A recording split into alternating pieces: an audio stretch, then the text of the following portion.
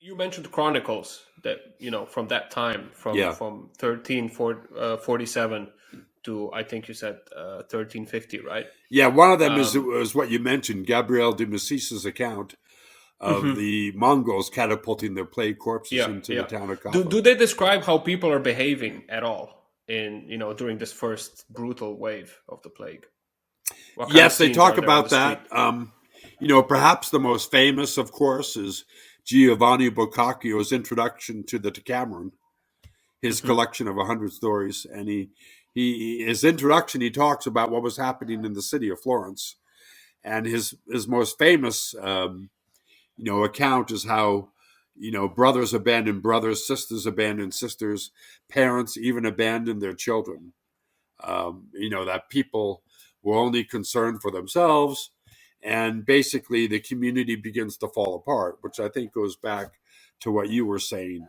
In some sense, people, he complains that people were fleeing the plague, leaving Florence, and therefore, in his mind, they were leaving Florence in the hands of the worst elements of society, of the lowest order. All because the people who could flee were, of course, the wealthiest members of society, people who had estates in the country to flee to. You No know, surprises there. right? Ordinary people had nowhere to go. I mean, they didn't have nice country estates, nice country homes. So you know these the wealthiest people, the leaders of civic society, were fleeing and leaving behind the detritus of society. And that was his basic complaint, was that this was a collapse of moral obligations. And Coluccio Salutati makes the same point later in 1382 in response to another plague epidemic that hits Florence in 1381. So this is a recurring theme that people would abandon their commitments to their family, to society, to their city, and trying to save themselves and leaving everyone else behind. What is interesting is to compare the response in Islam in the Middle East, which had a different set of cultural assumptions. Um, in Islam, there was supposedly a moral obligation to stay, to not leave a plague infested region or to enter a plague infested region. And there was also belief that plague was a mercy and martyrdom for believers, that if you died of plague, you would automatically go to heaven as if you died in jihad. So uh, the idea here was that people had more of a cultural obligation to tend to members of the community, to the ummah or the community of Islam. Whether that it was actually true in reality, I mean, is hard to tell. But there was different cultural assumptions going on here. Hmm. If we move on to medical responses at the time, when it comes to medieval doctors, usually our first association is of leeches and relics and such. What was the most commonly prescribed treatment for the plague, and how did the doctors explain the mechanism of the infection at that time? I think you mentioned something about corrupt air or something along Right. I those mean, lines.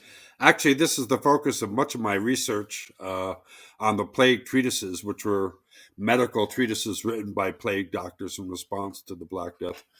But what I found was that doctors actually did come up with something new as an explanation of plague, and this is what I call the poison thesis: the idea that plague was a poison entering the body, and this poison was, of a whole substance. That meant that it didn't matter what your humoral makeup or complexion was; it would affect everyone regardless of individual complexion or makeup, and this seemed to, mirror how the plague was, indiscriminate in its impact upon society, how it was affecting everyone, young or old, high or low degree, and also how the plague was simply ferocious and sickened people so quickly and was so deadly. So this poison could enter a body, and then once inside the body, it multiplied. It could multiply inside the body and went straight to the heart and killed it. And that's why plague was so deadly in that explanation. And that's why also plague affected everyone, regardless of their individual makeup. And it also, by the way, sort of foreshadows the germ theory of disease, because, germs are a foreign substance that enter the body, and they're actually called toxins, and that multiply once inside the body and kill it quickly.